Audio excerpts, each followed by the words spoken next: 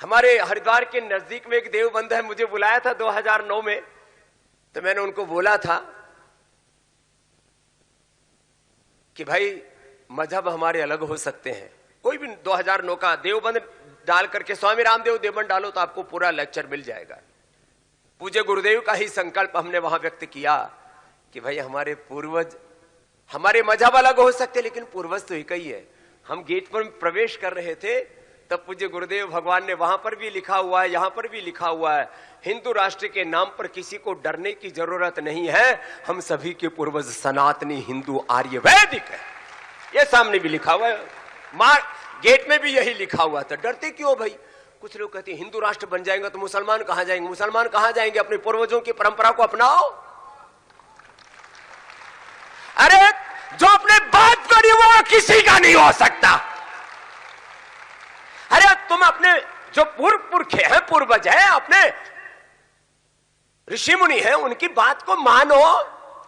तुम दाढ़ी रखो, मूछ कटाओ, कैसी भी टोपी ओढ़ हो, पगड़ी पहनो, कैसे भी वस्त्र पहनो, चरित्र अपने पूर्वजों जैसा रखो। कोई खतरा नहीं है हिंदुस्तान में मुसलमानों को, ईसाइयों को भी। लेकिन जो बात को मैं कहना चाह रहा था, मैंने पूछा था हमारे ऋषिकेश, हमारे महापुरुष जी से, मैंने कहा कितनी देर बोलना है? बोले 10 मिनट तो कम से कम बोलना है, बाकी आप देख लेना। तो हम ऐसे कोई, जैसे पूज्य गुरुदेव हमारे सीमाओं में बंधे हुए नहीं है, हम तो जब बोलते हैं तो हमको भी नहीं पता लगता, फिर थोड़ा बहुत कम ज्यादा हो जाए तो क्षमा कर देंगे हमारे। तो